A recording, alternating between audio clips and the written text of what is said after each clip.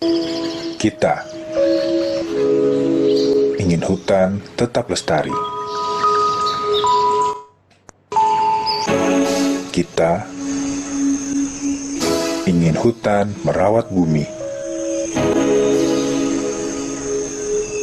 Kita ingin hutan selalu memberi.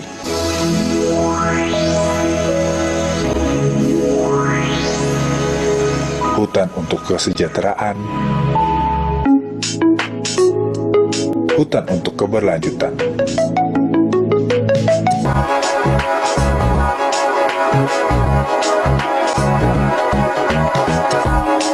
Komunitas perubahan memastikan tata kelola kehutanan lebih baik, maju, dan inklusif.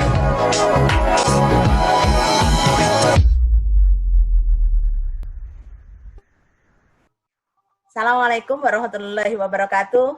Selamat sore. Waalaikumsalam. Selamat sore para peserta COP Bikatan. Selamat datang calon-calon pemimpin masa depan. Mbak Butsi sebagai co-director akan menjelaskan apa dan bagaimana kita untuk hari ini dan seterusnya. Nah, kepada Mbak Butsi kami persilahkan.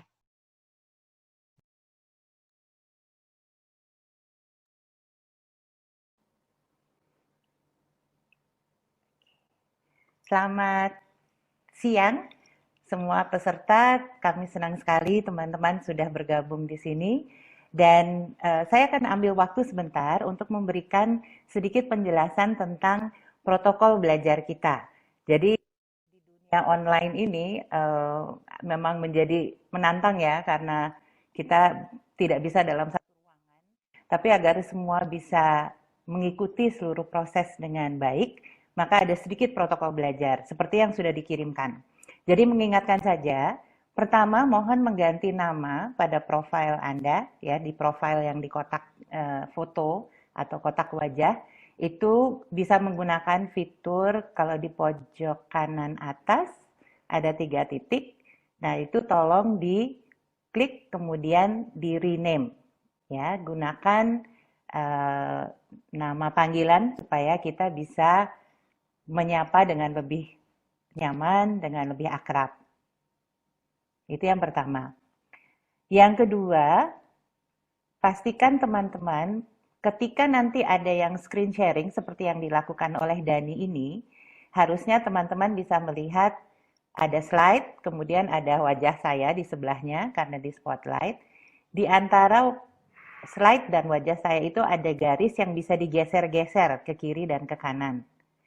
Untuk muncul garis itu, view option-nya harus diklik.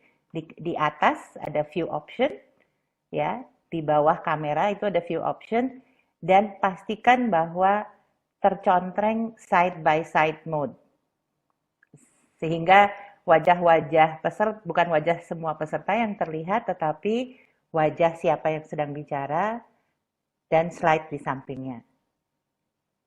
Oke, kalau itu sudah, ada garis di tengah yang bisa di antara slide dan di antara foto saya itu bisa digeser-geser supaya wajah yang bicara itu sama besarnya dengan slide di sampingnya. Ya, karena kita harus menghadirkan yang bicara itu sama pentingnya dengan apa yang ditayangkan gitu. Jangan sampai kita fokus ke yang ditayangkan tapi kita tidak lagi melihat yang sedang bicara. Ya, ini bisa dicoba-coba. Kemudian yang ketiga, pastikan bahwa kalau ada pertanyaan nanti bisa di chat ya. Ini memang harus dicoba-coba kalau ada yang belum, tapi sebetulnya bisa sangat mudah. Kemudian selanjutnya, pastikan video tetap aktif selama acara launching COP Bikatan berlangsung, kecuali diminta untuk dimatikan. Ya, kalau ada pembicara yang sedang presentasi, sebetulnya teman-teman lebih baik mematikan video supaya juga tidak makan bandwidth di koneksi teman-teman masing-masing, tetapi juga supaya fokus bisa pada siapa yang sedang bicara. Kalau ada yang lupa mematikan video, maka dari panitia itu kita akan membantu mematikannya. Begitu pula dengan audio, kalau tidak sedang berbicara, audionya mohon dimatikan. Kalau ada yang lupa, kita juga akan mute audionya. Kalau ada yang ingin berbicara, bisa menggunakan fitur raise hand atau angkat tangan yang ada di fitur partisipan. Kalau teman-teman klik di bawah itu ada di sebelahnya mute, stop video, security, kemudian ada partisipan. Di situ akan muncul beberapa pilihan untuk sebuah aksi. Salah satunya raise hand, yaitu untuk angkat tangan kalau ingin berbicara. Kemudian yang ini sebetulnya yang paling penting, mengingat adanya kemungkinan gangguan teknis, karena biasanya entah kenapa, tapi kalau di tempat saya itu kalau sore internetnya suka mulai terganggu, kemudian kalau ada teman-teman yang terlempar tidak bisa masuk, pastikan menggunakan WhatsApp group untuk segera melaporkannya supaya bisa dibantu oleh Mbak Dian atau Mbak Hening yang terus memantau. Selanjutnya tentunya chat bisa dilakukan kapan saja, tetapi ketika sedang ada interaksi atau ketika sedang presentasi, kita harapkan teman-teman semua fokus pada presentasinya, bukan fokus ngobrol antar teman-teman, itu nanti ada waktunya lagi. Sementara dari saya itu dulu. Kalau ada pertanyaan bisa ditulis dulu di chat, nanti kita coba untuk menanggapinya. Oh, tadi ada yang tanya soal merekam. Setting untuk meeting ini akan direkam oleh kami, tetapi tentunya akan kemudian di-share ke teman-teman semua. Jadi merekamnya bisa dari kami saja, secepat mungkin malam ini juga kita bisa share hasil rekamannya kepada semua peserta. Sementara itu dulu, saya serahkan kembali kepada Mbak Hening. Terima kasih. Terima kasih banyak Mbak Butsi. Semoga semuanya jelas buat peserta. Kalau tidak jelas, kebangetan buat untuk calon-calon pemimpin. Karena calon pemimpin pasti akan lebih mudah untuk memahami. Oke, selanjutnya kita akan mendengarkan sambutan atau prakata dari Pak Tri Nugroho. Beliau adalah Direktur Program dari MFP 4. Nah, jangan lupa, saya tadi belum kenalan. Nama saya adalah Hening, saya dari MFP 4, dan saya adalah Ibu Kepala Sekolah dari COP Pikatan ini. Pak Tri Nugroho, apakah sudah siap? Sekaligus slide-nya, Kakak Kris boleh minta tolong.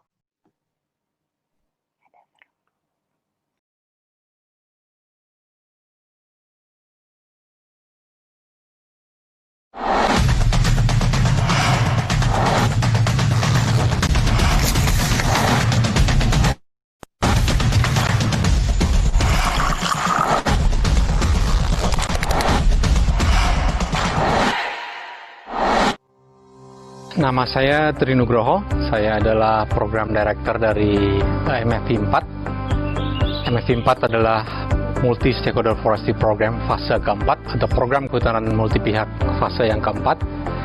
Ini adalah program kerjasama bilateral antara pemerintah Inggris dengan pemerintah Indonesia yang sebetulnya dimulai sejak tahun 2000, MFP 1. Hampir 20 tahun program kerjasama Indonesia dengan Inggris. Program MFP 4 dirancang setahun 2 tahun sejak reformasi, jadi itu dimulai tahun 2000.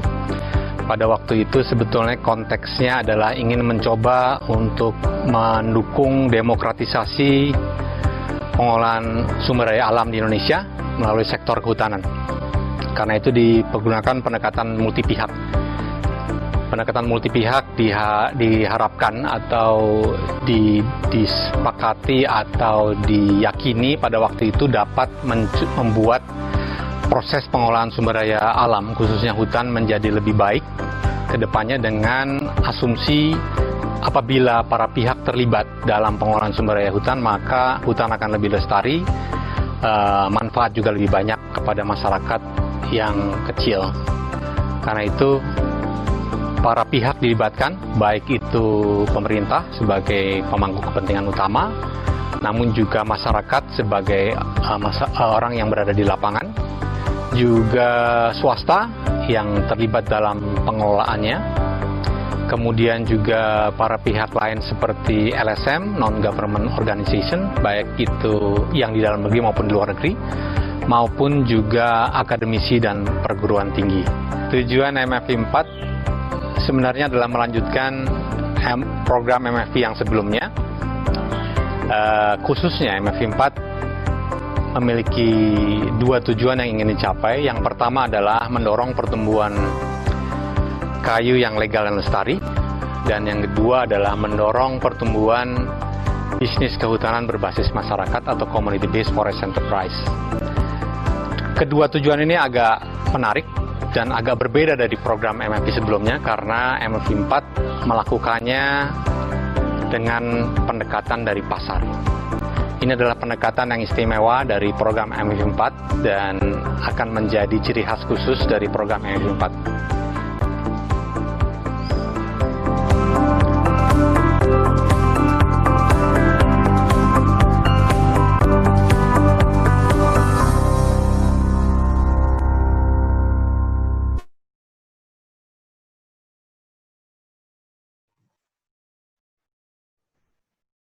Terima kasih banyak Pak Tri, terima kasih banyak videonya, maksud saya, bukan Pak Tri-nya.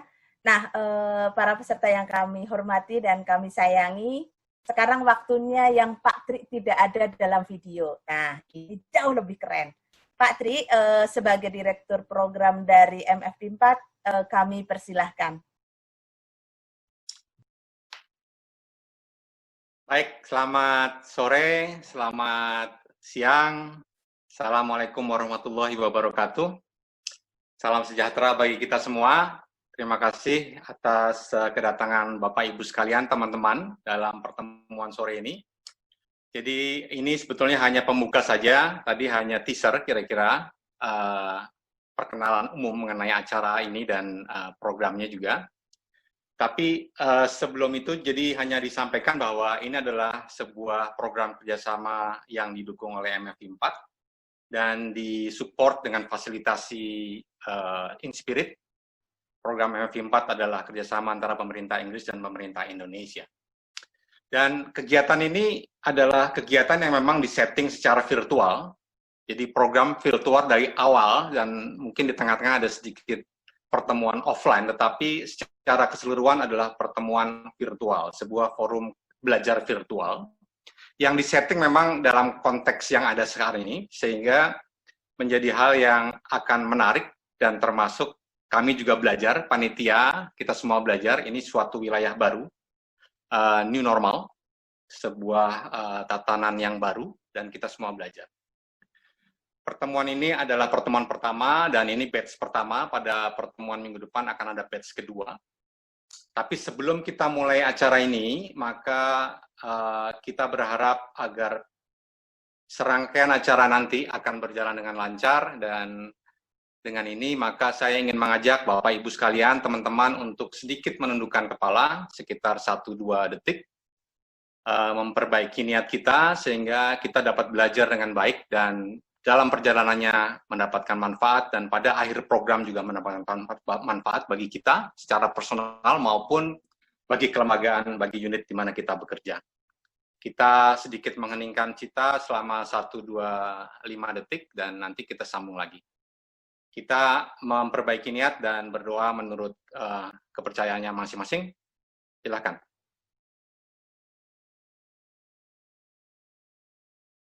Terima kasih. Semoga acara ini dapat berjalan lancar ke depannya dengan niat yang kita perbaiki dan harapannya kita bisa mendapatkan manfaat sebesar-besarnya. Sebelum kita lanjutkan, program ini sebagaimana disampaikan tadi adalah program kerjasama antara Indonesia-Inggris, MFI 4. Dan MFI 4 ini di dalam Kementerian Kehutanan memiliki executing agency. Dan pada kesempatan ini kami ingin meminta Pak Rufi'i, Direktur Pemasaran dan Pengolahan Hasil Hutan, Direktur Jenderal PHPL Kementerian Lingkungan Hidup dan Kehutanan, untuk memberikan sambutan dan juga memberikan paparannya. Nanti kita akan persilakan Pak Rufi'i untuk memberikan sambutan sekaligus membuka acara ini. Tapi sebelum kita minta Pak Rufi'i untuk memberikan sambutannya, kita lihat dulu video berikut ini, paparan dari Pak Rufi. Silakan.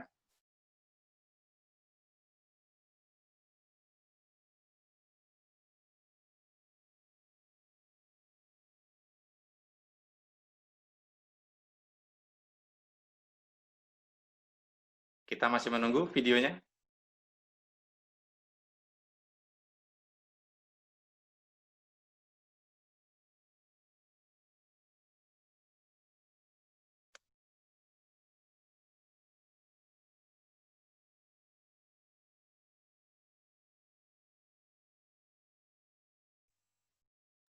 Saya adalah program director dari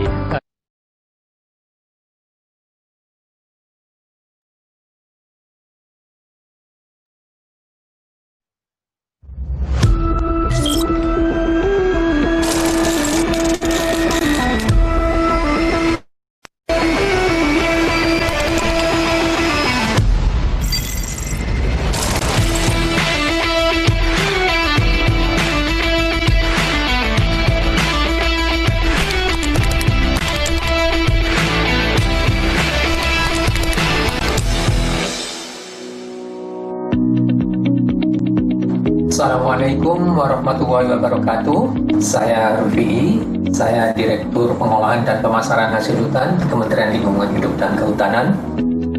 Selamat kepada Ibu Bapak sekalian yang sudah terpilih sebagai anggota COP Bikatan. Mudah-mudahan ini akan memberikan banyak manfaat bagi Ibu Bapak sekalian. Saat ini untuk yang MFP 4 ini ada 2 program besar, yaitu kayu legal yang diperdagangkan di Indonesia, dan yang kedua adalah pengembangan dalam bisnis kehutanan di masyarakat yang berbasis masyarakat, community based forest businesses. Dan Ibu Bapak sekalian nanti akan banyak belajar di situ. Mengapa ini penting? Karena multi stakeholder forestry program banyak melibatkan stakeholder.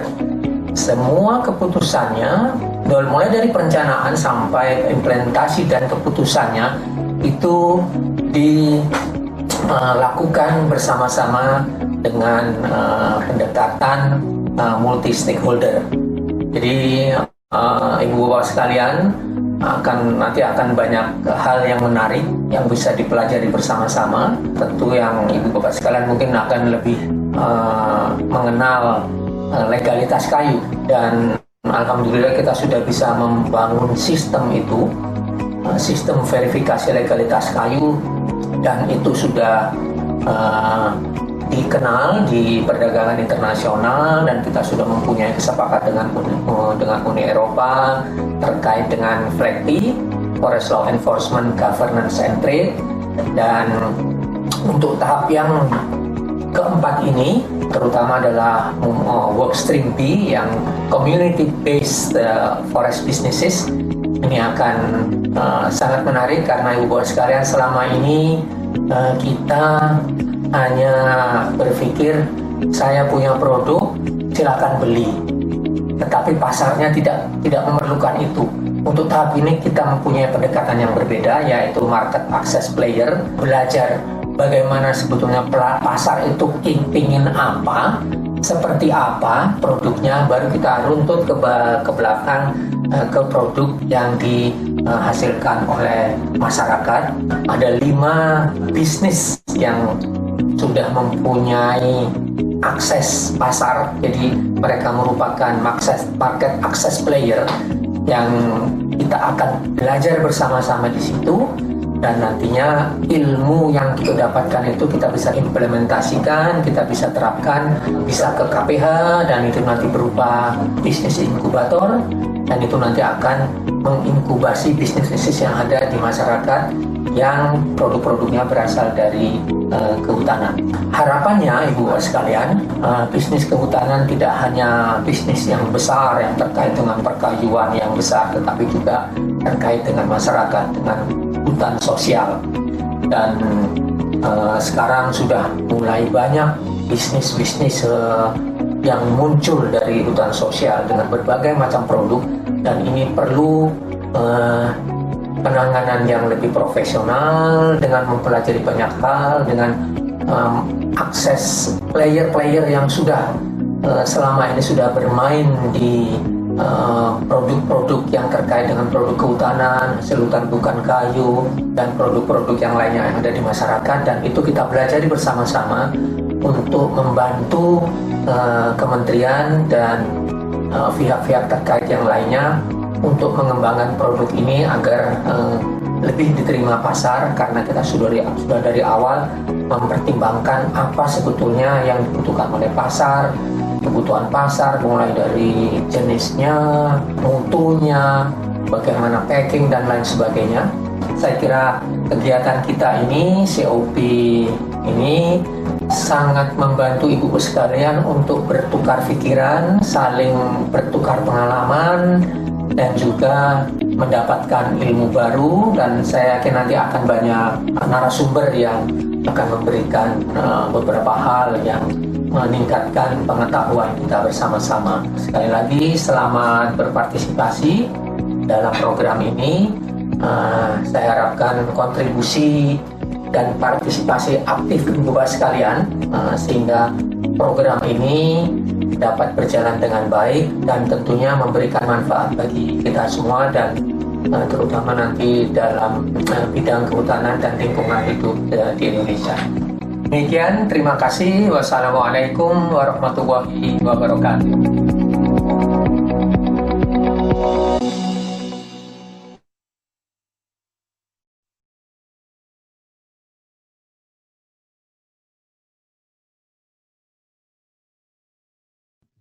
Terima Silakan kasih. kepada Pak Rufi. Ya.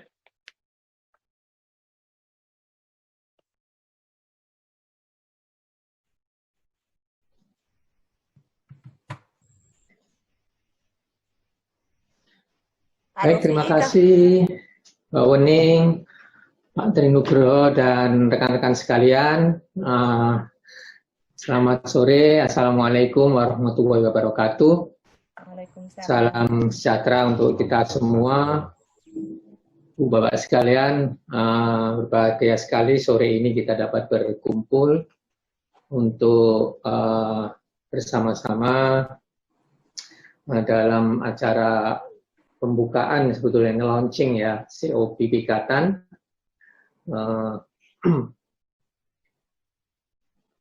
Selamat sekali lagi kepada Ibu Bapak sekalian yang terpilih sebagai peserta pertemuan Community of Practice, program inisiasi kepemimpinan untuk transformasi masyarakat dan kehutanan. Yang bisa ngatur slide-nya siapa ini? Ngatur sendiri? Saya nggak bisa ngatur di sini. Ada Bapak yang bisa mengatur. Oh ya, berikutnya aja. Ya.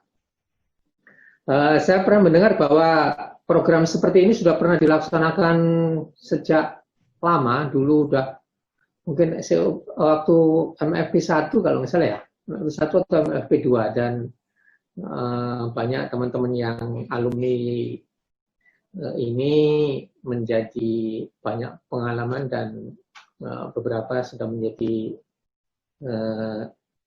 eselon 1, eselon 2, dan tentunya yang lain juga.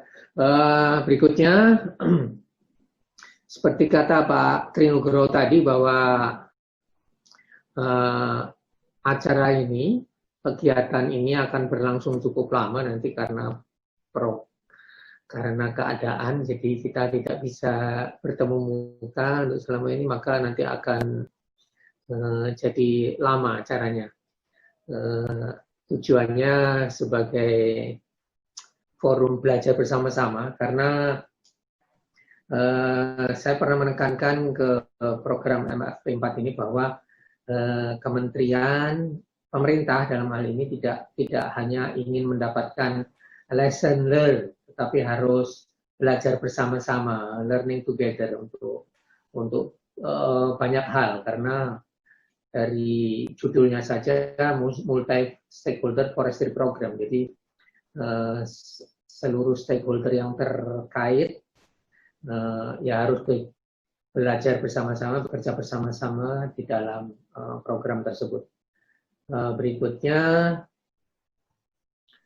nah ini untuk menunjukkan saja Ibu Bapak sekalian bahwa program seperti ini sudah berlangsung sangat lama, 20 tahun. Mungkin ini seri program yang paling lama mungkin, dari mulai tahun 2000 sampai, dan sebelumnya sebetulnya sudah ada juga, tapi namanya bukan MFP, tapi duplikat di Inggris juga, ODA saya ingat saya waktu itu tahun 90-an akhir itu sudah ada juga. Dan pada saat tahun 2000 lah mulai dari MFP. Seperti tadi kata Pak Trinugroho bahwa untuk yang MFP 4 ini agak berbeda karena yang dari awal itu MFP 1 sampai MFP 3 itu titik beratnya adalah belajar tentang legalitas kayu sampai kita berhasil membuat sistem dan mengimplementasikannya, menegosiasikannya dengan Uni Eropa, dengan Australia, dengan Cina yang sedang berjalan, dan juga dengan negara-negara lain yang sudah mulai mempersyaratkan legalitas kayu dalam perdagangannya. Kemudian berikutnya, nah ini dalam MFP 4 ini ada dua hal besar. Yang pertama yang terkait dengan SPLK, legalitas kayu. Dan ini saya kira tidak akan berhenti ini permasalahan tentang legalitas kayu ini karena tidak gampang untuk meyakinkan semua orang bahwa kayu legal dan lestari itu sangat diperlukan di dunia internasional. Tetapi masih saja ada beberapa pihak yang masih ingin itu tidak perlu. Mungkin dulu juga mendapatkan keuntungan dari situ, kemudian begitu ada sistem ini, maka menjadi agak berkurang kenyamanannya. Mungkin Ibu Bapak sekalian juga sudah mengetahui beberapa waktu yang lalu ada sedikit kesalahpahaman atau apa sehingga peraturannya menjadi berubah dan sekarang sudah beralih kembali yang seperti dulu sehingga banyak sekali pertanyaan dari luar negeri yang terkait dengan SPLK waktu itu. Dan mungkin ini dari sini kita harus banyak lagi belajar terkait dengan strategi komunikasi, bagaimana mengkomunikasikan sistem ini ke berbagai pihak, baik di dalam negeri maupun di luar negeri. Kemudian yang kegiatan besar yang kedua, belum, balik lagi. Nah, yang terkait dengan growth in community-based businesses. Jadi seperti tadi yang saya bilang bahwa selama ini kita hanya bisa memanen, terutama yang masyarakat, berbasis masyarakat ini, saya punya barang ini silakan beli, padahal orang nggak ada yang beli. Maka nanti akan di dalam yang sedang berlangsung sebetulnya juga ada pendekatan market access player seperti yang dikatakan oleh Pak Trinugroho tadi. Ini sangat menarik karena kita menseleksi 5 bisnis yang merupakan access player, market access player, dan mereka sudah punya jaringan yang bagus.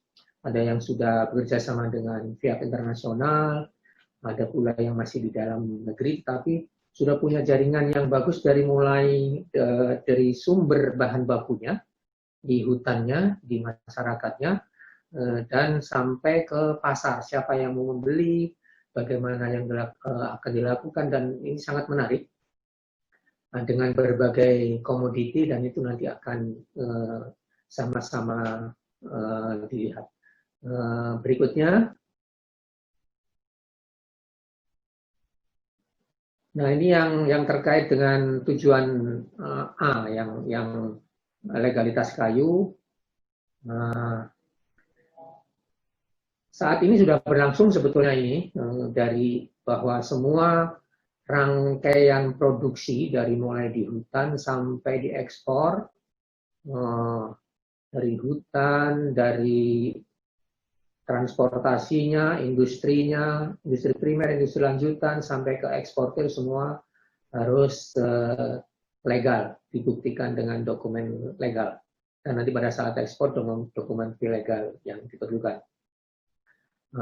Ini nanti diperkuat karena ada beberapa yang masih sedikit miss, seperti dari industri primer ke industri lanjutan itu sudah nggak masalah, tetapi dari industri lanjutan masih ada beberapa yang menyalahgunakan karena di situ tidak terpantau secara online dokumennya, sehingga kayunya bisa disusupi oleh kayu yang tidak legal. Ini sekarang sedang kita diskusikan dengan kementerian terkait dengan kelanjutan dokumen agar semua bisa terpantau secara elektronik.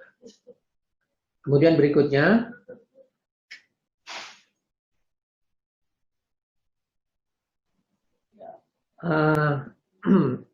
bagaimana kaitan SPLK dengan COP ikatan? Ini kalau SPLK namanya juga sistem verifikasi legalitas kayu, sehingga ini terkait dengan produk-produk kayu.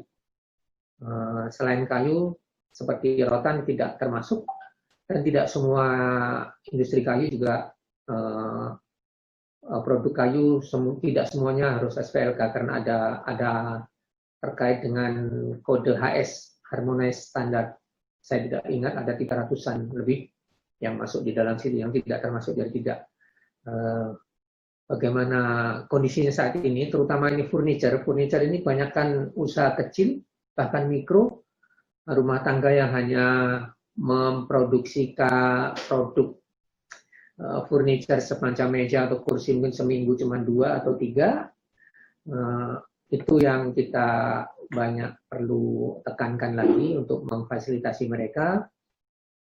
Bagaimana kita bisa meningkatkan nilai ekspor, tidak hanya dari legalitas saja, tetapi mungkin juga nanti akan terkait dengan bagaimana mendesain, bagaimana melihat pasar yang memerlukan produk-produk yang diproduksi, terkait dengan market access player tadi sebetulnya.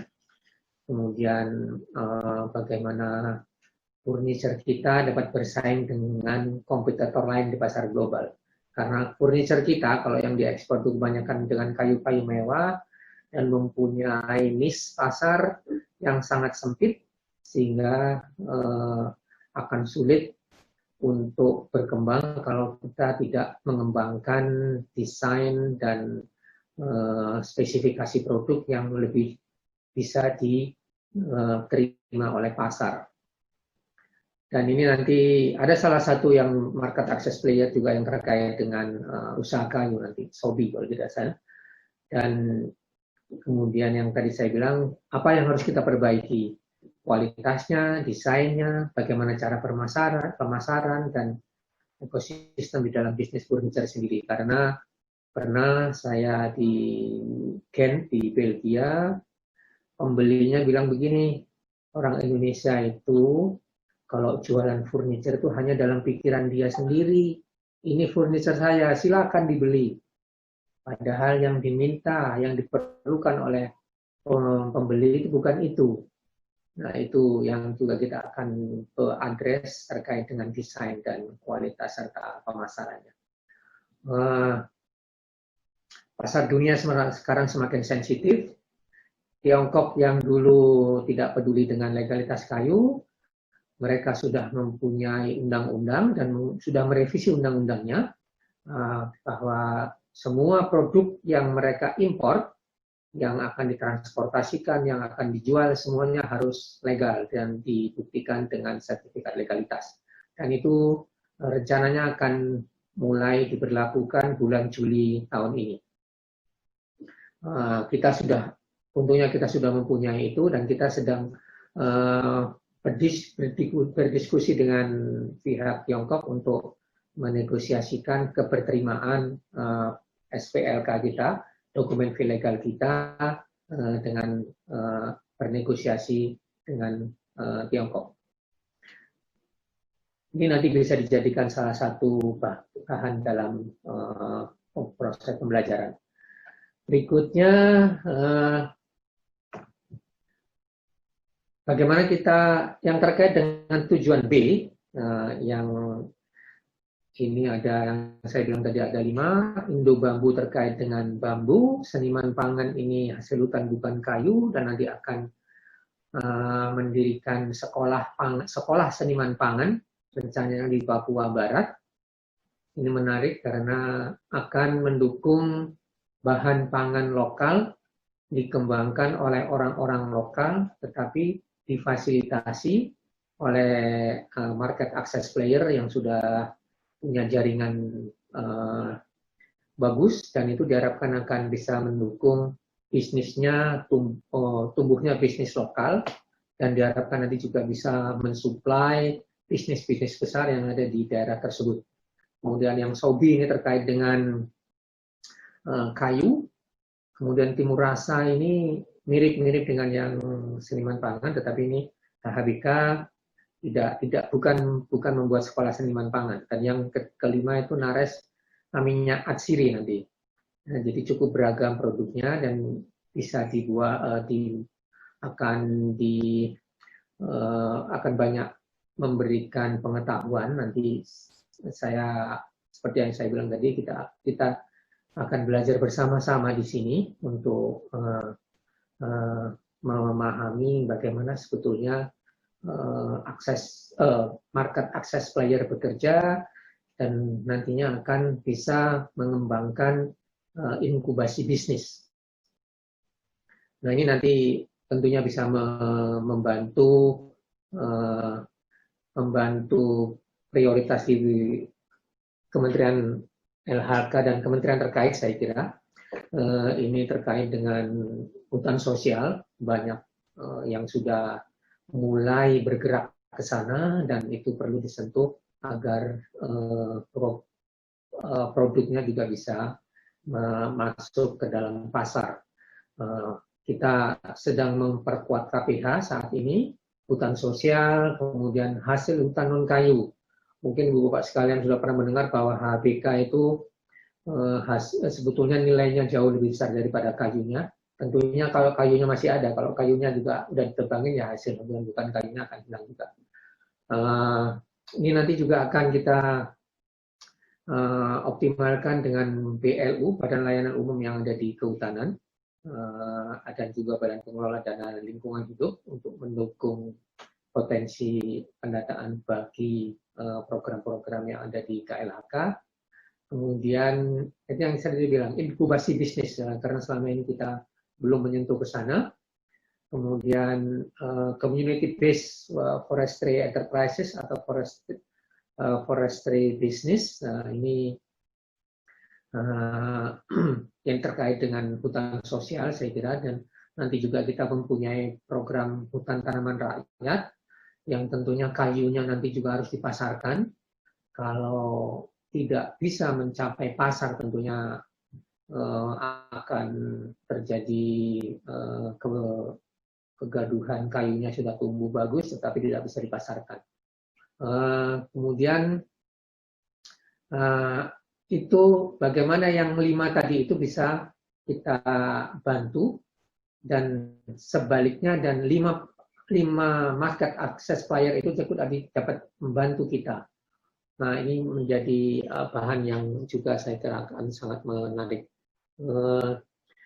Terkait dengan COP Pikatan, ini proses forum belajar bersama yang diharapkan akan memberikan wawasan, pengetahuan, dan keterampilan bagi para peserta. Saya, Ibu Bapak sekalian, sudah mempunyai pengetahuan, tetapi dengan bertukar pikiran, bertukar pengalaman, saya kira nanti akan banyak memberikan manfaat lebih, karena kita sekarang tidak bisa bekerja sendiri, kita tidak bisa eksklusif, kita harus melibatkan banyak pihak, karena kita semua bekerja diawasi orang lain, kinerja kita juga tidak bisa terlepas dari orang lain, sehingga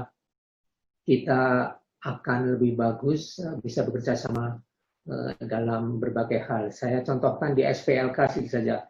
LVLK, Kementerian LHK, dan pemerintah, kementerian yang lain terkait, hanya fasilitator dan regulator. Kemudian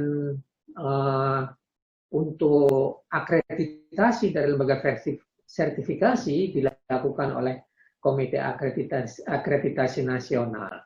Implementasinya sertifikasi dilakukan oleh lembaga verifikasi atau lembaga sertifikasi independen.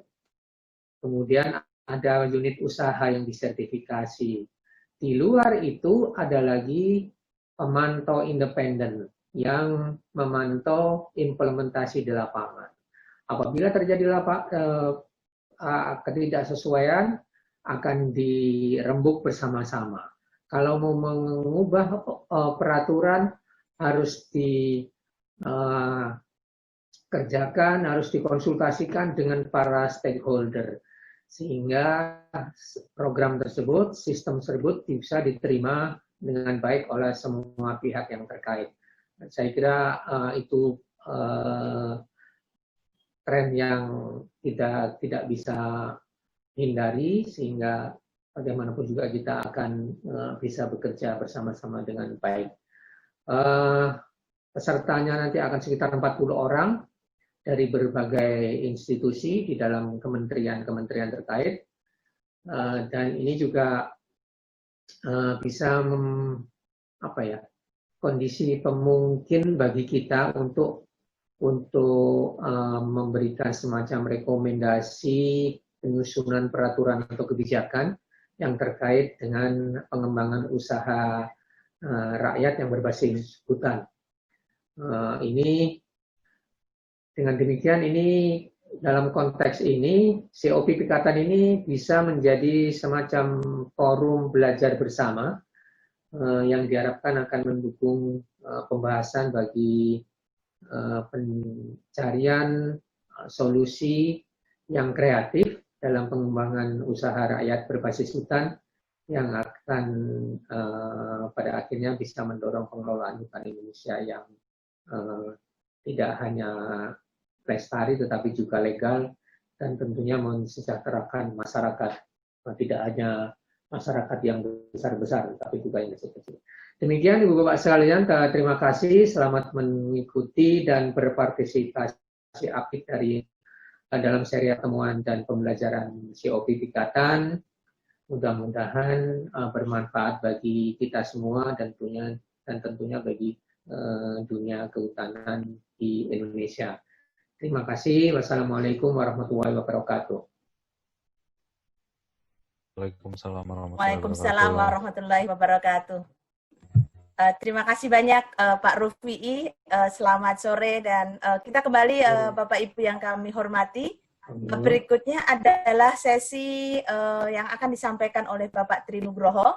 Namun sebelum itu kita akan menyaksikan video singkat tentang apa itu CBFA, Community Based Forest Enterprises, dan juga MAP atau Market Access Player. Kami persilahkan tim yang bertugas untuk menayangkan video.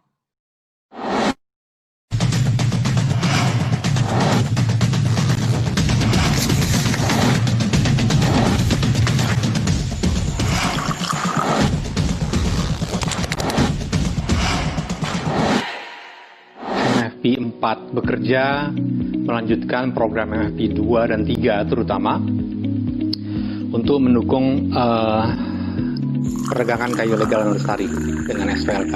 Tujuan yang kedua terkait dengan pengembangan bisnis berbasis masyarakat. Nah, di sini pendekatan pasar menjadi penting. Kenapa? Jadi selama ini banyak program, baik itu program LSM, program donor, bahkan juga program pemerintah, mengembangkan pendekatan hutan berbasis masyarakat dengan mengembangkan kegiatan pada tingkat tapak, pengembangan masyarakat, pemetaan daerah, identifikasi produk, pengolahan produk, kemudian pengembangan fasilitasnya, dan barang jadi di-package dengan baik, tetapi ketika akan jadi produknya, mereka kesulitan memasarkan produk-produknya.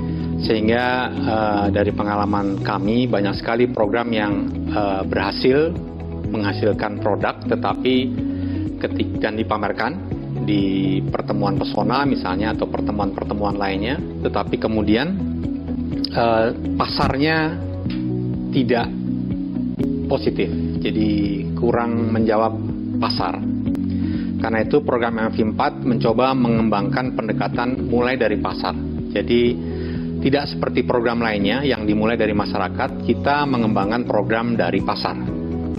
Apa itu pasar? Pasar kita tidak masuk dari pasar yang end usernya atau pasar besarnya, tetapi melakukannya melalui kerjasama dengan yang kita sebut sebagai market access player. Market access player bahasa Indonesianya masih agak susah, tetapi kira-kira adalah pemain tengah yang selama ini memahami kebutuhan pasar.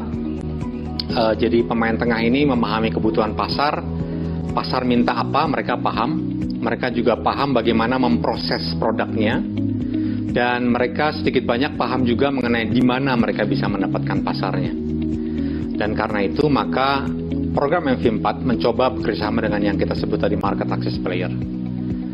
Kita berharap dengan bekerjasama dengan market access player, maka komoditas yang dikembangkan akan dibutuhkan pasar dan sesuai dengan kebutuhan pasar dan harganya bagus, sehingga pada akhirnya masyarakat akan mendapatkan manfaat yang tinggi dari perdagangan hasil hutan itu. Market access player bekerja pada rantai pasar, rantai supply, rantai pasar juga, dan yang dihadapi oleh mereka dan dalam pendekatan ini adalah ada dua hal yang baik itu aspek internal maupun eksternal. Dari aspek internal sendiri, kita memahami saat ini masih belum terlalu banyak pemain tengah tadi, market access player pada sektor kehutanan dan bekerja pada komoditas-komoditas kehutanan. Dan kemudian kita juga memahami tidak terlalu banyak market access player yang memiliki kemampuan sesuai dengan konteks kehutanan. Dan pada level eksternal, kita juga tengah dikembangkan sebelum di program ini, yaitu memahami yang kita sebut bagaimana agar enabling condition, kondisi pendukung itu dapat diperbaiki, yaitu bisa membantu market access player, para pemain tengah ini untuk mengembangkan kegiatannya, mendukung pasar dan juga masyarakat yang bekerja di lapangan. Yang kita coba kembangkan saat ini adalah melakukan kajian untuk memperkuat bagaimana agar kondisi pemungkin tadi, enabling condition tadi bisa mendukung mereka. Yang kita kembangkan adalah pertama bagaimana agar ada akses to information, jadi informasi yang tersedia bagi mereka itu juga susah saat ini, masih menjadi challenge buat kita semua. Kemudian access to finance, bagaimana permodalan dari baik itu commercial banking ataupun donor ataupun yang lain-lain, investor yang lain, untuk mendukung para market access player ini mengembangkan kegiatan dan produknya. Ketiga juga dukungan pada regulasi dan kebijakan, itu juga penting untuk dikembangkan. Yang keempat adalah kesiapan desa, village readiness, itu juga menjadi hal penting. Yang saat ini kita sedang kembangkan bagaimana dana desa bisa mengkaitkan dengan kegiatannya dengan upaya-upaya ini. Dan yang terakhir sebetulnya tadi terkait dengan yang internal juga, kita juga ingin mencoba mengembangkan bagaimana inkubasi bisnis itu bisa dapat dikembangkan lebih banyak dan lebih besar untuk mendukung community based forest enterprise di Indonesia. Oke, jadi MFI 4 mencoba untuk berkontribusi dalam mengembangkan pendekatan pasar dalam pengolahan hutan berbasis masyarakat dan pengembangan bisnis berbasis masyarakat di sektor kehutanan.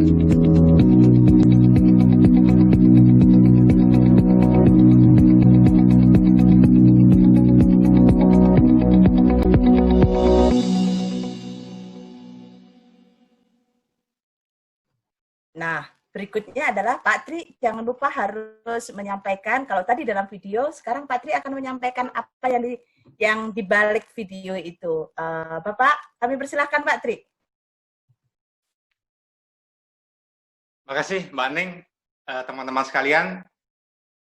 Ini seninya melakukan paparan di depan kotak hitam di depan kita, dan di antara kita tidak ada dalam satu ruangan. Jadi kami tadi belajar bagaimana cara berkoordinasi di belakang layar, bagaimana cara mengelola kalau ada kesalahan. Jadi tadi ada beberapa hal yang tidak sesuai dengan rencana. Saya hanya ingin menyampaikan bahwa inilah tatanan baru kita.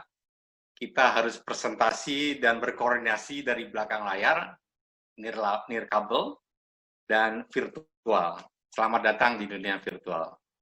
Saya akan menyampaikan beberapa tambahan presentasi saja, karena tadi sudah disampaikan di video pertama dan kedua. Ada beberapa slide yang serupa, kita siap-siap jika ada masalah, tapi ini kita akan sampaikan. Jadi beberapa slide tidak akan saya kutip secara detail, hanya saya sampaikan secara umum saja. Silakan kita masuk ke slide kedua. Ada 4 topik yang kita akan bahas, pengenalan MFP 4 sedikit lagi, kemudian apa itu pendekatan pasar, sedikit pertanyaan-pertanyaan, dan juga mengenai apa itu market access player, serta apa itu COP. Silakan. Ya, ini hanya sedikit cover depan laporan akhir dari program MFP 1, Aid That Works. Itu adalah program MFP 1, laporan akhirnya 2000 sampai 2007. MFP 2 itu ada program yang kalau MFP 1 banyak upaya untuk mempromosikan multi-pihak, pendekatan multi-pihak. MFP 2 sudah menentukan topik yang akan dibahas secara bersama, yaitu legalitas, illegal logging, dan kemudian dijawab dengan legality. Dengan hasilnya berupa sistem verifikasi legalitas kayu yang tadi disampaikan oleh Pak Rufi. By the way, Pak Rufi tadi adalah Direktur Pengolahan dan Pemasaran Hasil Hutan dari Direktorat Jenderal PHPL di Kementerian Lingkungan Hidup dan Kehutanan. Ada sedikit kesalahan di video tadi, saya koreksi di sini. Dan yang ketiga, MFP 3 adalah program yang juga melanjutkan kegiatan terkait SPLK dan juga mengembangkan kegiatan Community-Based Forest Management yang kita teruskan sekarang, tetapi dengan sedikit perbedaan pendekatan. Kita lanjut ke paparan selanjutnya. Jadi, MFP 4 dikelola oleh sebuah konsorsium, yaitu konsorsium yang dikepalai oleh PT Palladium International Indonesia, yang beranggotakan satu anggota konsorsium, yaitu Systemic. Palladium ini satu jaringan konsultan lah. Kalau ingin tahu sedikit tentang Palladium, mengenai balance scorecard, itu adalah salah satu adalah hasil yang menjadi output Palladium di periode tahun-tahun sebelumnya. Sementara Systemic adalah bagian dari keluarga besar atau punya hubungan dengan McKinsey Consultant. Lanjut. Nah, tadi sudah disampaikan oleh Pak Rufi bahwa MFP 4 memiliki 2 tujuan. Tujuan pertama terkait dengan bagaimana kita mendorong pertumbuhan kayu yang legal dan lestari, dan kita dekati dengan 2 pendekatan. Satu adalah memperbaiki supply, memperkuat sistem di dalam negeri, sehingga ketika diproduksi itu kita cukup kuat untuk menjawab permintaan pasar atau kualifikasi yang diminta pasar. Sementara juga kita bekerja pada level demand. Demand dalam hal ini adalah market, pasar, baik di luar negeri maupun di dalam negeri. Kita bekerja di situ, mencoba untuk memperkuat SPLK, tapi juga untuk memperkuat keberterimaan sistem SPLK kita, flexi license di Eropa, dan juga fee legal kita di dunia atau di pasar global. Lanjut, sementara yang Workstream B, itu kita coba adalah sebuah upaya yang tadi disampaikan oleh Pak Rufi, mendukung pertumbuhan community-based forest enterprise atau community-based forest businesses atau bisnis hutan, bisnis rakyat berbasis hutan atau bisnis hutan berbasis masyarakat. Kita masih mencari bentuk bagaimana baiknya, justru nanti kita akan diskusi dalam proses ini. Kita lakukan pendekatan ini dari 2, satu adalah business incubation, inkubasi bisnis di sektor kehutanan dengan komoditas kehutanan, kita sedang belajar itu. Salah satu yang kita ajak kerjasama adalah tadi 5 market access player. Dan kemudian kita ingin mencoba mengembangkan business acceleration.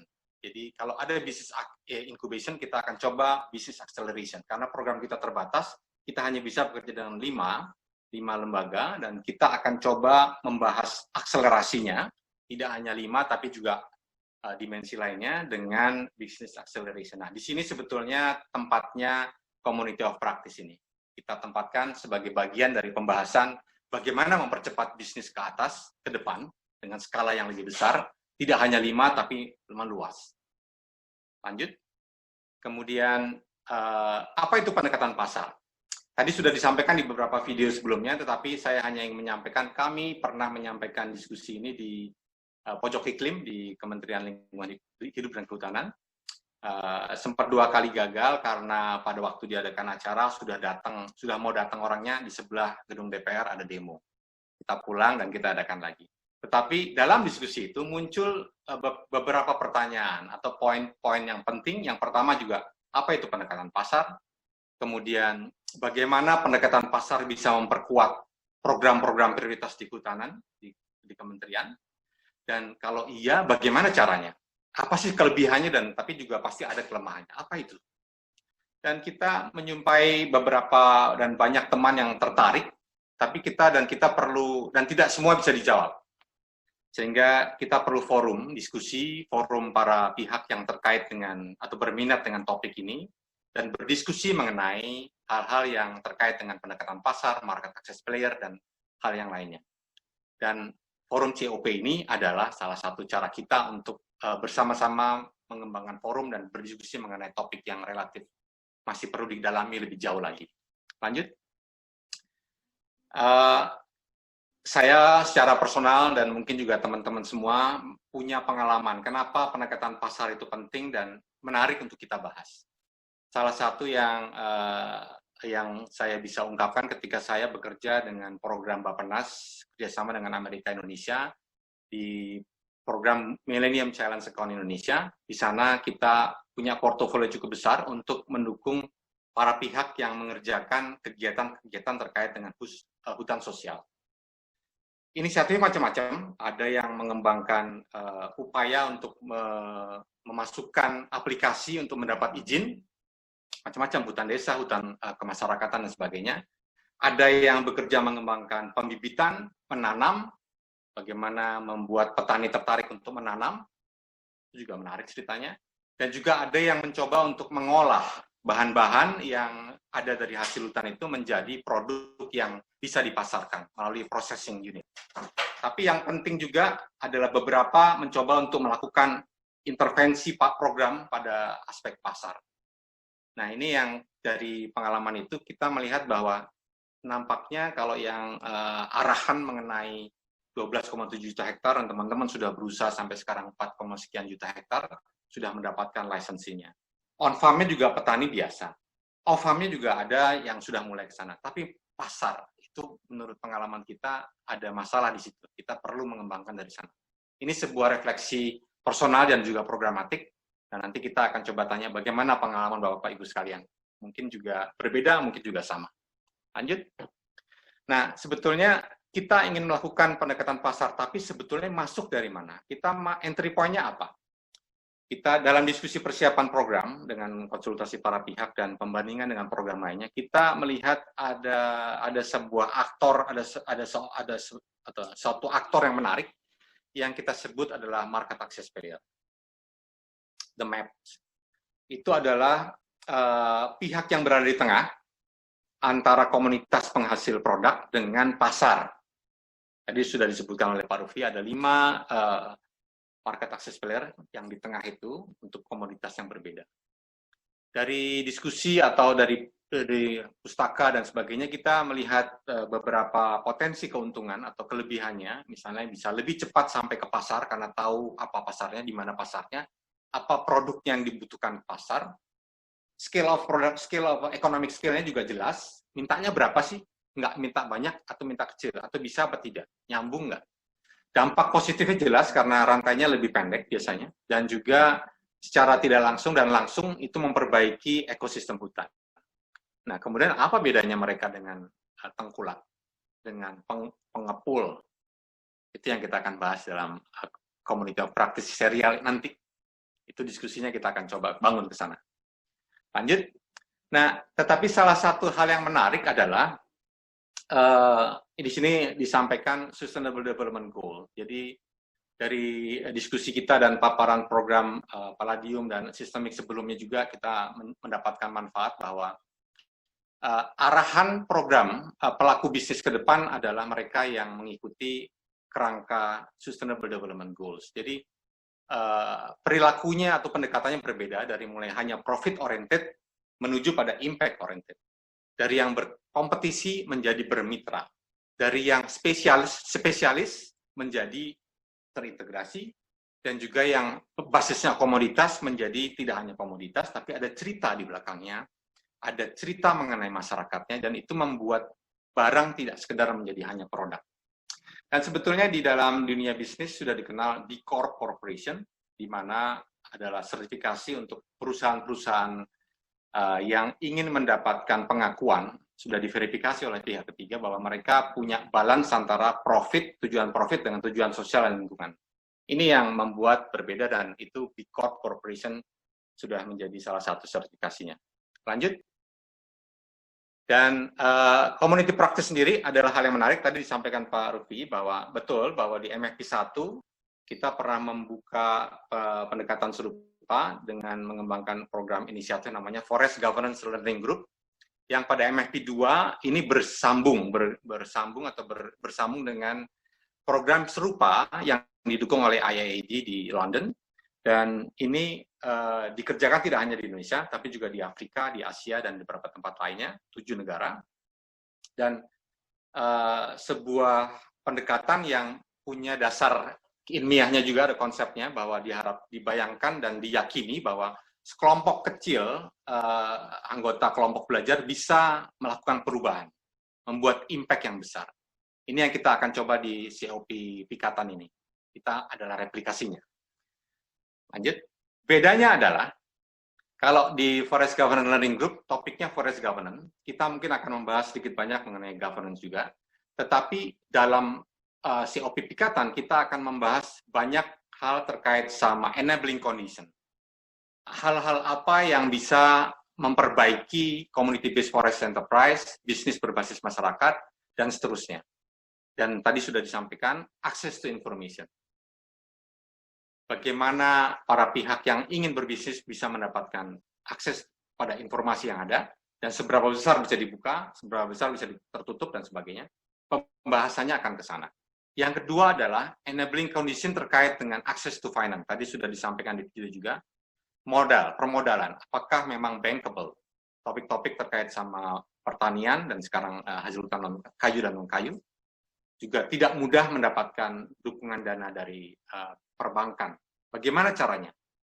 Apakah ada gabungan antara dana donor, dana swasta, investor, dan sebagainya? Kita perlu bahas itu. Enabling condition yang ketiga adalah hal terkait dengan kesiapan masyarakat komunitas di lapangan. Kesiapan desa. Karena kalau misalnya ada investor, ada dananya, informasinya jelas, permintaan pasar jelas, masyarakat nggak siap, nggak bisa. Nah, ini harus ada approach menuju ke sana. Bagaimana kita mengelola ini?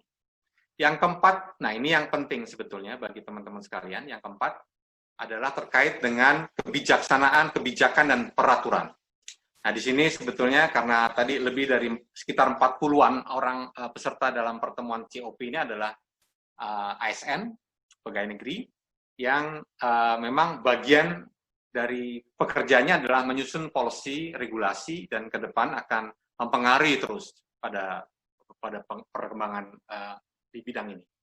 Jadi ini menjadi penting bagi teman-teman untuk terlibat, dan nanti bagaimana caranya, karena enabling condition ini akan diperkuat oleh para enabler, which is teman-teman semua. Nah, nanti dalam diskusi juga kita akan bahas apakah ada pemungkin lain yang penting, yang belum masuk dari 4 itu? Mungkin tidak bisa kita bahas semua, tapi apakah ada yang lebih penting dari 4 itu? Dan kalau ada, kita bisa tambah diskusinya, dan kita bisa sepakati apa itu, dan kita kemudian kembangkan lebih lanjut. Itulah kira-kira enabling condition yang kita akan kembangkan dalam dan dibahas dalam Community of Practice Pikatan ini. Jadi, selamat sudah bergabung menjadi anggota atau peserta dari komunitas ini, dan kita akan bersama-sama sampai dengan akhir tahun dan sampai awal tahun depan. Dan mudah-mudahan bermanfaat bagi kita semua, dan selamat menikmati perjalanan ini, dan semoga bermanfaat bagi kita dan bagi lembaga. Terima kasih. Assalamualaikum warahmatullahi wabarakatuh. Waalaikumsalam warahmatullahi wabarakatuh. Selamat sore semuanya. Semoga semua sudah bersiap kembali. Tepat pukul 4:21 kita semua kembali ke sini. Dan berikutnya kami persilahkan kepada Mbak Butsi untuk membagi breakout session. Mbak Butsi, kami persilahkan. Terima kasih Mbak Ning. Sebelum kita berbagi dalam breakout session, sebetulnya izinkan saya memperkenalkan lebih dulu siapa itu Inspirit ya. Selamat bergabung kembali, semoga teman-teman sudah kembali semua. Karena sudah jam 16.23, sudah hampir jam 16.30 dan masih ada sedikit kegiatan lagi yang kita perlu lakukan. Jadi, saya akan berikan perkenalan singkat tentang siapa kami Inspirit. Tapi sebelumnya saya mengingatkan soal alur. Tadi ada slide alur dari Pak Dani. Ya, kita tadi sudah kita mulai dengan selamat datang, itu openingnya.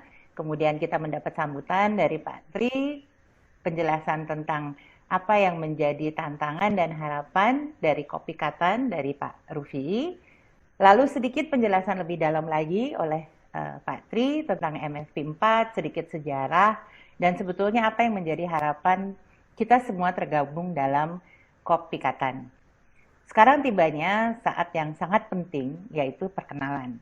Nah, sebelum peserta berkenalan, izinkan saya memperkenalkan dulu siapa kami Inspirit. Inspirit atau Inspirasi Tanpa Batas berdiri sejak tahun 2002. Kami percaya setiap orang itu istimewa, selalu orisinil dan ingin didengarkan. Kami juga percaya bahwa setiap manusia itu keajaiban. Karena itu, kami mempromosikan pendekatan appreciative inquiry, asset-based approach, dan asset-based thinking, atau lebih sederhananya, cara berpikir dan bertindak positif selama kita bekerja 18 tahun terakhir ini di Indonesia. Mimpi kami Indonesia Keren 2045. Dan untuk mencapai impian itu, kami berusaha sekuat tenaga untuk memperluas interaksi sosial yang partisipatif, kreatif, dan inklusif. Tentunya ini yang menjadi tantangan di dunia serba virtual, di mana kita semua kemudian menjadi seperti dua dimensi saja. Kita menjadi orang yang muncul di layar. Ini menjadi tantangan tersendiri bagi kami yang sudah 18 tahun berkecimpung di dunia fasilitasi. Selama 18 tahun, lebih kurang 10.000 sampai kami yakini sebetulnya 100.000 orang telah terlibat dan bersentuhan dengan kegiatan kami. Bahkan sebuah program kesehatan yang kami dukung dilaporkan telah menjangkau 19 juta orang. Kami menyentuh audiens kami melalui produk unggulan kami yang namanya Vibrant Facilitation Training. Dan training ini boleh jadi telah diikuti 5.000 peserta atau lebih. Kami juga pernah melatih produk ini di Malaysia, di Australia, di Nepal, di Kamboja, dan Cina. Saat ini kami banyak diminta untuk merancang berbagai event kreatif oleh berbagai kementerian lembaga serta berbagai program kerjasama luar negeri. Kami menyebut diri bukan hanya fasilitator, melainkan ideas creator. Yang sedang kami kembangkan sekarang sebagai lanjutan Vibrant Facilitation adalah Virtual Facilitation atau Virtual Communication. Karya-karya kami, di mana kami terlibat dalam merancang program pembangunan sosial di Indonesia, termasuk Free Ends dan Berjarak, yaitu program prioritas Kementerian Pemberdayaan Perempuan dan Perlindungan Anak, periode lalu dan periode sekarang. Pencerah Nusantara, sekarang menjadi program Nusantara Sehat dari Kementerian Kesehatan, telah mengirim 6.000 anak-anak muda di seluruh Indonesia untuk memperbaiki sistem kesehatan primer. Indonesia Development Forum yang menjadi kegiatan unggulan internasional dari Kementerian PPN Bappenas. Ini telah kami lakukan sejak 3 tahun yang lalu dan selalu menjadi acara yang ditunggu-tunggu dan dihadiri ribuan peserta untuk berbagi gagasan baru untuk pembangunan yang berkelanjutan, maju, dan inklusif. Begitu cerita pendek tentang Inspirit. Nah, sekarang kita akan masuk ke tahapan berikutnya, perkenalan. Perkenalan adalah sesuatu yang penting untuk mengawali kegiatan Kopikatan. Tapi sebelum berkenalan, saya ingin mengajak teman-teman membangkitkan imajinasi. Pak Dani boleh di stop dulu share-nya, dan saya minta semua peserta menyalakan videonya masing-masing. Saya tidak perlu di spotlight, tidak perlu spotlight, supaya kita lihat siapa saja yang ada di sini. Jadi tolong mukanya diperlihatkan ya. Oke. Nah, di dunia virtual, banyak orang sudah lelah berzoom. Saya yakin dari teman-teman, Bapak Ibu mungkin dari pagi ya, ada beberapa pertemuan Zoom, dan sudah muncul sampai istilahnya Zoom fatigue. Nah, saya ingin mengajak kita supaya benar-benar hadir dalam pertemuan ini. Jadi dalam setiap kegiatan kita ingin supaya peserta meskipun kelihatannya 2 dimensi, sebenarnya adalah manusia seutuhnya. Untuk itu, saya minta kita untuk sadar tentang cara kita duduk. Ya, duduknya gimana? Enak nggak gitu ya? Boleh bergerak-gerak sedikit, membenarkan duduknya, ya duduk agak tegak supaya sedikit perhatian. Meskipun udah jam 4:30 dan mulai ada yang loyo, kita minta untuk 30 menit ke depan sedikit lebih aktif, lebih segar. Nah, boleh goyang-goyangin kepala, bahu ya. Kemudian buat diri Anda nyaman dan sadar tubuh, sadar nafas, dan juga sadar ruang. Bayangkan kita tidak hanya ada pada layar datar 2 dimensi yang ada kotak-kotak wajahnya, tapi sedang dalam sebuah ruangan di mana kita sebenarnya bersama-sama. Letakkan tangan di samping tubuh Anda, ya, di samping ke bawah dulu. Kemudian angkat perlahan ke samping, naik ke atas sambil tarik nafas. Meregang sekaligus karena tadi duduk terus. Kemudian terus sampai ke atas, yang bisa sampai atas. Buang nafas sambil turunkan. Samping ya, bukan ke depan. Sekali lagi, tarik nafas. Ya, menghirup udara segar, membuang semua kelelahan dan kecapean hari ini. 2. Yang ketiga, tarik nafas lagi. Kemudian ke samping, berhenti di samping.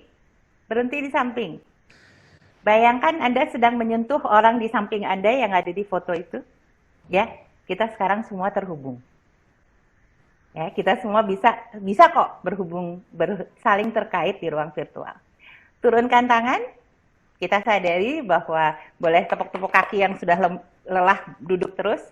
Kita sadari bahwa kaki kita menginjak bumi yang sama, dan kita semua berada di bawah langit yang sama.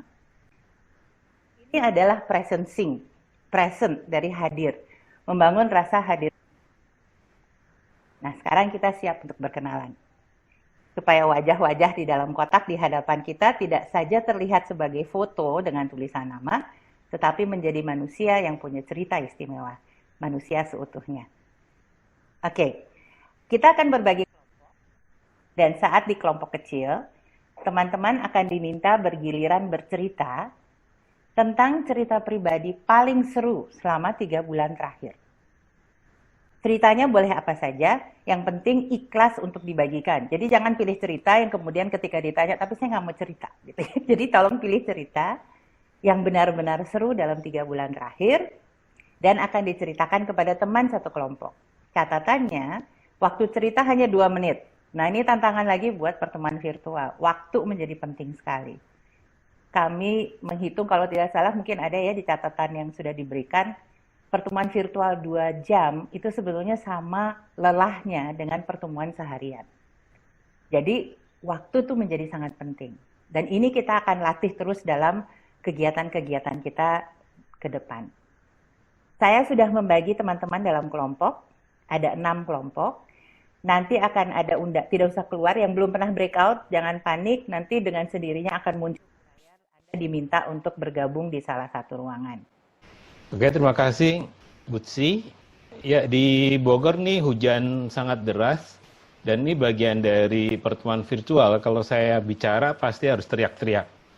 Oleh karena itu saya sudah siapkan satu video, dan saya akan putarkan video saya tentang orientasi belajar KOP Pikatan, supaya teman-teman tahu apa yang akan kita lakukan selama beberapa bulan ke depan. Ya, saya akan share screen.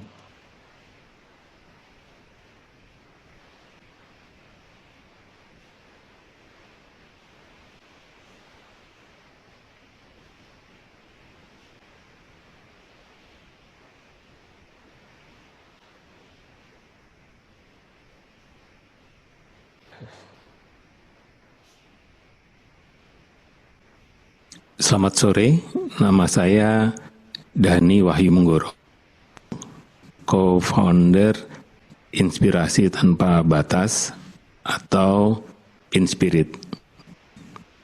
Saya akan memberikan orientasi umum tentang bagaimana kita belajar dan mengembangkan community of practice, program inisiasi kepemimpinan untuk transformasi masyarakat dan kehutanan atau kami singkat COP Pikatan. Saya ingin menyampaikan bahwa hari ini saya bahagia akhirnya program COP Pikatan dimulai. Yang kedua, COP Pikatan semula dirancang secara klasikal melalui pertemuan tatap muka seperti seminar, lokakarya, diskusi, dan kunjungan lapangan. Semuanya berubah saat ini dan kami sebulan yang lalu harus mengubah dari offline menjadi konsep virtual. Selanjutnya, bagaimana Inspirit memperoleh kesempatan menyapih kembali COP Pikatan? Sebenarnya ceritanya panjang. Setahun yang lalu, beberapa eselon 1 alumni Forest Governance Learning Group FGLG seperti Pak Bambang di PSKL dan Pak Agus di BLI memberikan lampu hijau untuk mengulang kembali program FGLG bagi ASN muda. Beberapa ASN muda sudah saling bertemu dan saya menyampaikan bahwa bila ada 10 orang ASN yang bersedia, Inspirit bisa menjadi fasilitatornya. Begitulah ceritanya akhir tahun kemarin dan awal tahun ini ada kesempatan untuk bisa melakukan COP Pikatan. Tujuan COP Pikatan sebenarnya sederhana. Pertama, mencari para champion dari setiap kementerian, kelembagaan, direktorat, atau organisasi lainnya. Kedua, membangun koneksi antar para champion untuk belajar, berdialog, berdiskusi, dan merancang program bersama.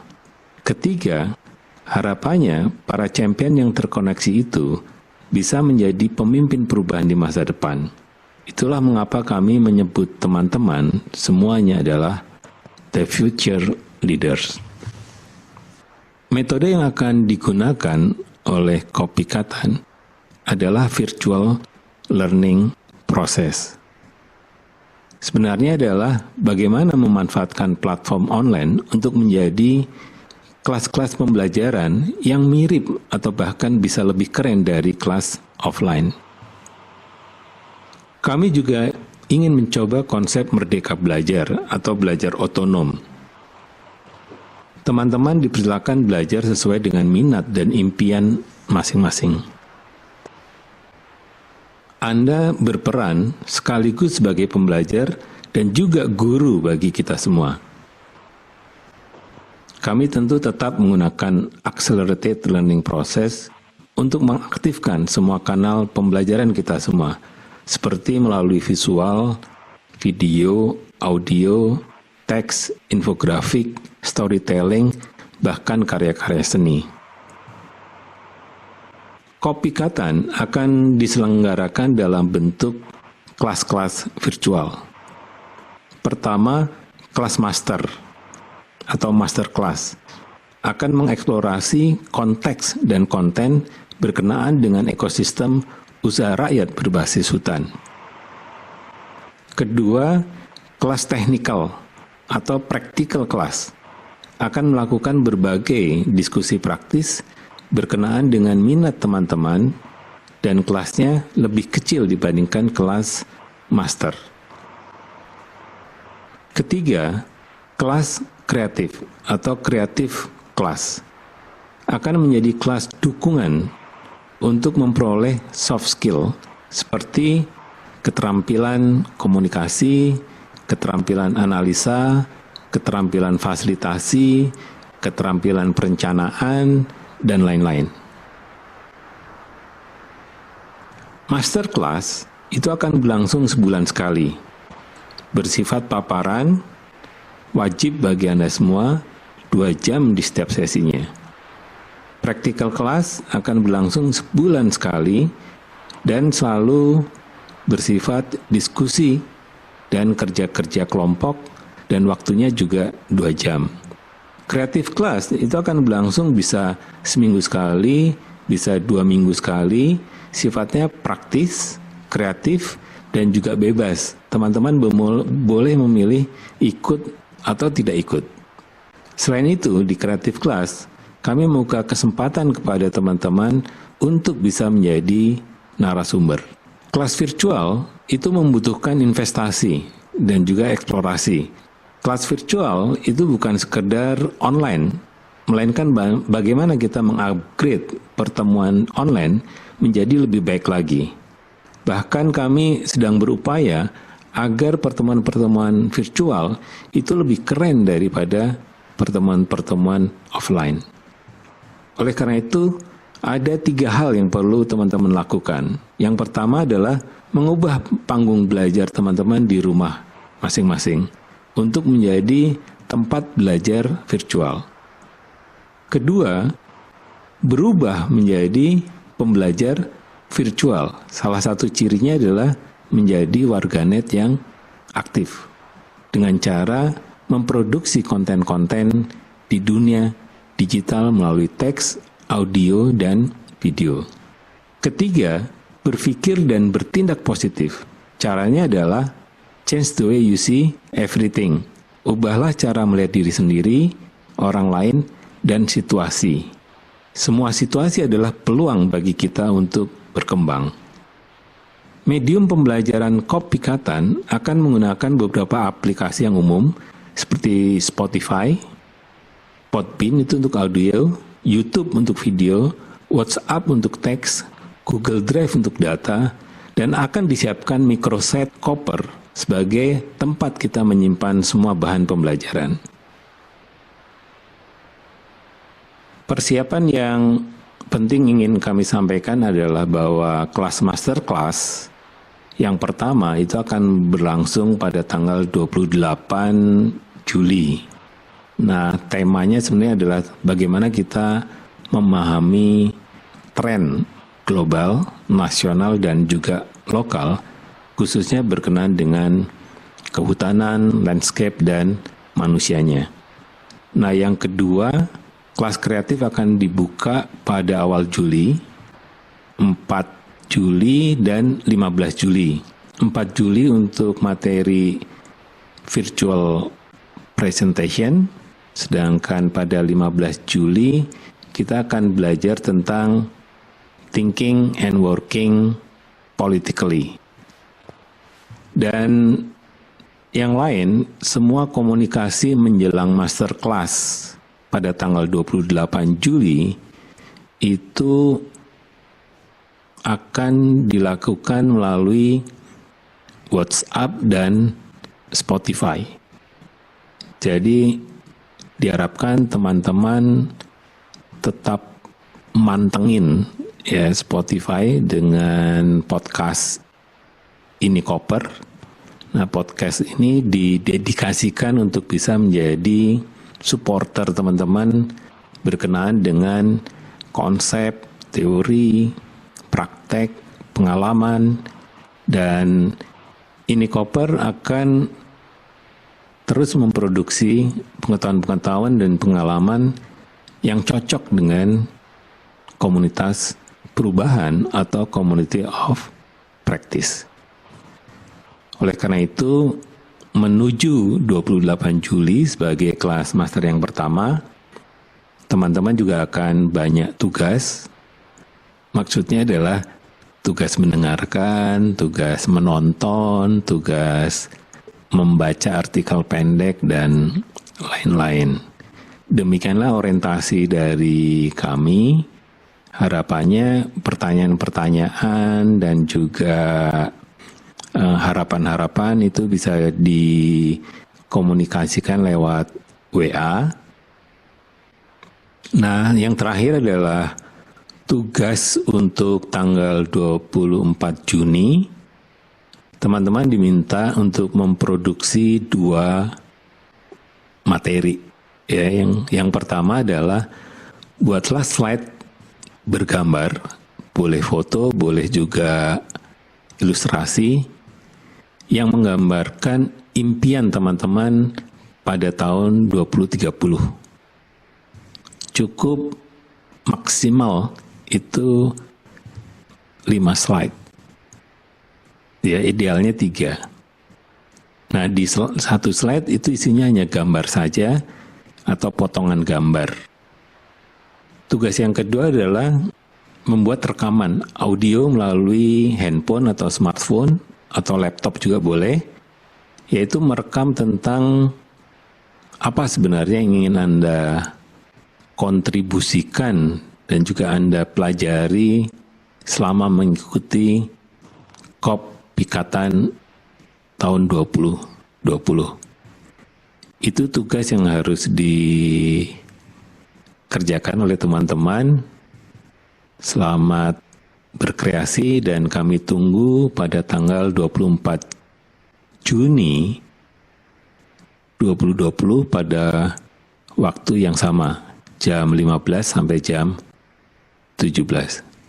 Terima kasih, selamat datang di COP Pikatan. Oke, demikian penjelasan orientasi umum tentang COP, dan kita akan masuk kelas apa? Kelas kedua itu tanggal 24 Juni, dan tugasnya tadi ada 2 ya.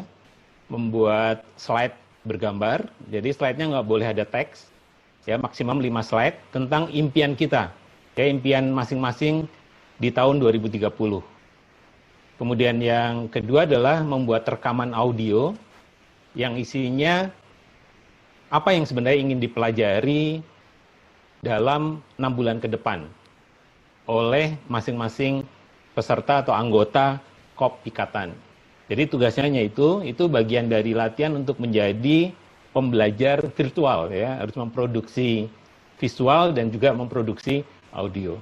Jadi itu saja, untuk pertanyaan-pertanyaan nanti bisa langsung di WA saja, dan setelah pertemuan ini akan dikirim bahan untuk membantu teman-teman ketemu di tanggal 24 Juni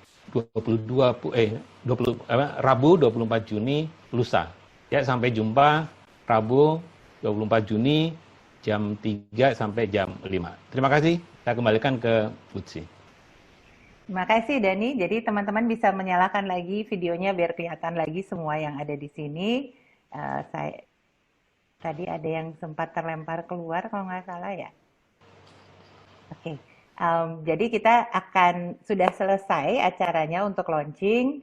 Tambahannya kalau misalnya ada yang terganggu koneksinya ya di chat room, ada beberapa peserta yang terganggu koneksinya, juga kalau video juga tidak semua bisa menangkap. Jadi pasti nanti akan disampaikan lagi tugasnya lewat WA group, dan kalau ada pertanyaan tentunya bisa langsung ditanya juga ke WA group supaya semua bisa mendapat jawabannya. Jadi jangan ragu untuk bertanya, karena pertanyaan Anda mungkin juga ditanya peserta lain yang enggan bertanya. Jadi teman-teman mohon kita belajar bersama, saling ingin kalau ada pertanyaan bisa sharing dan juga bisa saling support dalam proses belajarnya. Sekarang sudah jam 17.15, acara launching sebentar lagi akan ditutup, tetapi sebetulnya ruangan pertemuan ini kita sengaja tetap buka sampai jam 6. Kalau ada teman-teman yang mau kangen-kangenan lah, yang mau ngobrol lewat virtual ini, mau ngobrol sama teman-teman MFP, teman-teman Inspirit, atau ngobrol sama dirinya, itu sama teman-temannya, itu juga bisa memanfaatkan ruang virtual ini. Jadi ruang virtual tuh kayak misalnya kita udah bubar, tapi ada aja peserta yang nggak mau pulang, itu sama halnya kita berikan ruang ini sampai jam 6 untuk bisa ngobrol. Tidak ada kewajiban, ini opsional, dan setiap kali kita bertemu selalu akan ditambah 1 jam di akhir kalau ada yang mau ngobrol lebih jauh. Saya serahkan kembali kepada Mbak Hening. Terima kasih untuk kita semua. Kita tepuk tangan dulu untuk kita semua. Selamat angkatan 1. Ini angkatan pertama. Terima kasih. Terima kasih banyak Mbak Butsi, terima kasih banyak Mas Dani. Luar biasa hari ini saya sudah melihat muka-muka calon pemimpin masa depan yang semuanya cerah dan bahagia. 10 tahun lagi kita tunggu mereka akan jadi apa. Yang pasti adalah mereka akan jadi orang yang luar biasa. Bapak dan Ibu yang kami cintai, mohon maaf kami dari panitia ternyata kita sempat molor 15 menit. Moga-moga Bapak Ibu ikhlas akan hal ini. Dan dengan membaca Alhamdulillahirabbil alamin, kita tutup acara ini. Dan kami mengucapkan terima kasih banyak kepada seluruh peserta. Terus semangat, kami percaya para pemimpin masa depan ada di sini, wajah-wajahnya. Kemudian jangan lupa tanggal 24 dengan 2 PR-nya.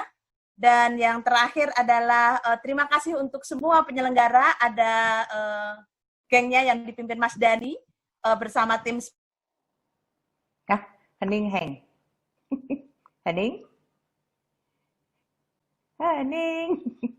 Oke, karena Hening kelihatannya membeku sebentar, saya ingin sharing bahwa sebetulnya salah satu tim dari Inspirit, Denny Rodendo, graphic recorder, pelopor graphic recording di Indonesia, juga telah membuat visual scribing. Ya, dia menangkap secara visual apa yang telah kita lakukan hari ini, dan saya ingin mengundang Denny untuk kasih lihat aja sebentar, kecuali ada teman yang bisa. Denny, kamu di mana? Ya, Mbak. Ya. Dikasih lihat aja, Den, karena tadi belum sempat di-download untuk dimasukkan ke slide. Oke. Saya bisa share screen. Oh, share. Mari share. Ya, ini sudah ada? Sudah. Hii. Ya, kira-kira ini gambaran dan saya tangkap dari acara sore ini. Bagian kiri tentang para pemimpin masa depan, bagian tengah tentang proses market access player-nya, yang atas tentang MFP4, dan yang paling penting pojok kiri, pojok kanan bawah. Ada sebagai visi dari semua yang kita lakukan. Itu saja, Mbak. Oke, terima kasih semua. Ini juga semua hasil visual akan di-share juga kepada teman-teman, dan tentu kalau nanti di kelas kreatif juga bisa ada kesempatan belajar bagaimana menangkap secara visual sesuatu yang kita lakukan. Oke, selamat sore, sampai bertemu lagi lusa. Terima kasih.